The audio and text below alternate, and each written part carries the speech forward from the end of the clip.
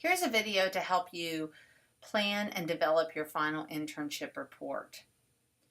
Your final internship report is really a culmination of your internship experience. Many of you are already writing a report for your supervisor or for your internship site, and some of you are even formally presenting that report. Whether you're writing for our class or your internship supervisors, your final report should be a formal document that presents what you learned through your internship experience and how that experience has benefited you as a professional.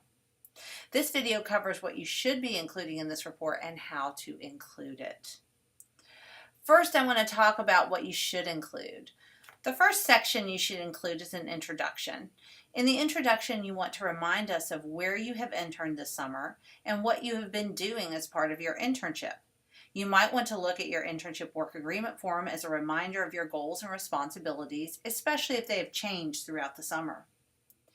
After you've introduced us to your internship, you'll want to think about describing some of the issues you've encountered on your internship site with specific emphasis on what you've learned. Each of these should have its own heading and may possibly have subheadings depending on the nature of the topic. For example, after the introduction, you might describe the culture of your workplace or the culture of your company.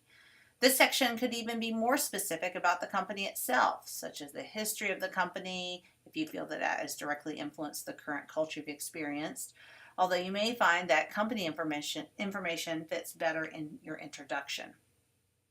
The assignment sheet provides a long list of topics that you can include in your report, and these include the following bulleted list. I'm not going to read through these because you can read through them yourself, but you can see that they cover a myriad of topics. While you may not address all of these topics and issues, you should address the most relevant ones to your learning experience. Similarly, you may want to discuss topics not on the list that have emerged, including these additional professional topics. They can vary in scope and topic or subject matter. You can also rename these sections to be unique to your internship experiences. So for instance, instead of the topic time management, you might want to use a more specific heading such as adapting to a 60-hour work week or balancing working full-time, commuting, and family life.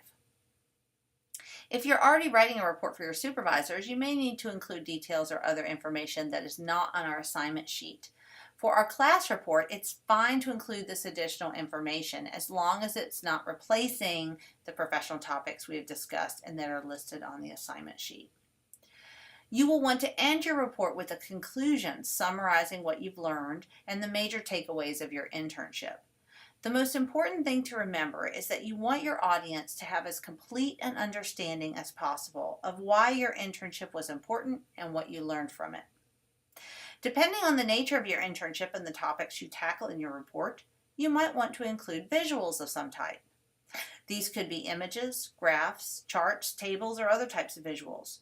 If you do include visuals, be sure that you're using them to support your writing and that you reference them in the text.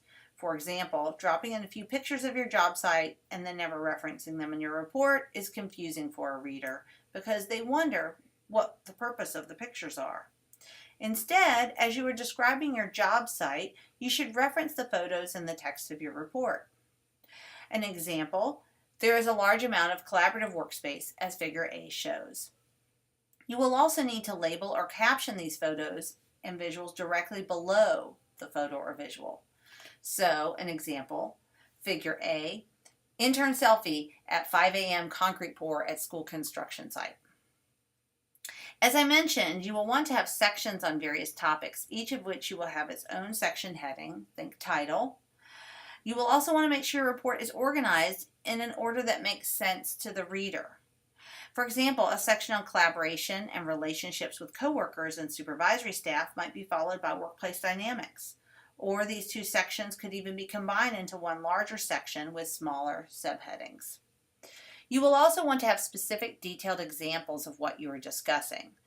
So for instance, in describing workplace dynamics, you might want to include an example of the particular dynamic you have observed.